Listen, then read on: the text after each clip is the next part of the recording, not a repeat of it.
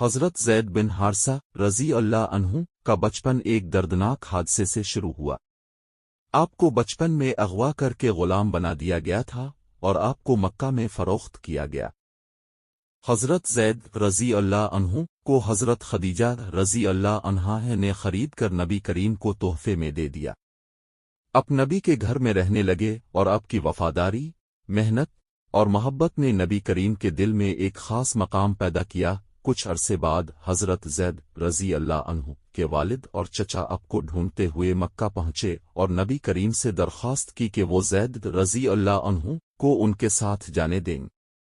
نبی کریم نے حضرت زید رضی اللہ عنہ کو اس فیصلے کا اختیار دیا۔ حیران کن طور پر حضرت زید رضی اللہ عنہ نے اپنے والد اور چچا کے ساتھ جانے کے بجائے نبی کریم کے ساتھ رہنے کا فیصلہ کیا۔ یہ وفاداری نبی کریم کو اتنی عزیز تھی کہ اپنے حضرت زید رضی اللہ عنہ کو آزاد کر دیا اور انہیں اپنے بیٹے کی طرح اپنا لیا۔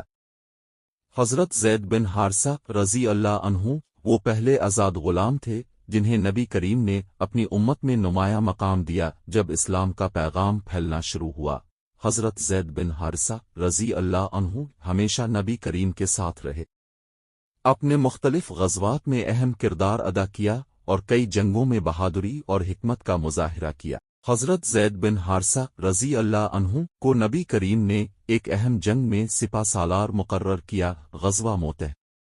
آپ کی قیادت میں مسلمانوں نے رومیوں کا سامنا کیا۔ حضرت زید رضی اللہ عنہ نے اپنی جان کی قربانی دے دی، لیکن اسلامی پرچم کو کبھی زمین پر نہ گرنے دیا۔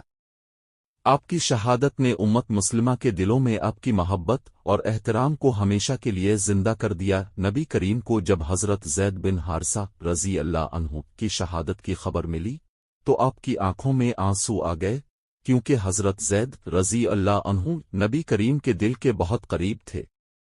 آپ کی قربانی نے اسلام کی راہ میں بے پناہ محبت اور وفاداری کی ایک انمول مثال قائم کی۔ حضرت زید بن حارثہ رضی اللہ عنہ کی زندگی ہمیں یہ سکھاتی ہے کہ وفاداری، محبت اور قربانی کی وہ طاقت ہے جو ایک غلام کو اسلام کے عظیم ترین لوگوں میں شامل کر سکتی۔ آج بھی حضرت زید رضی اللہ عنہ کی داستان ہمیں یہ پیغام دیتی ہے کہ اللہ کی راہ میں دی جانے والی ہر قربانی کو بلند ترین مقام ملتا ہے، چاہے اب کا آغاز کتنا ہی کمزور کیوں نہ ہو۔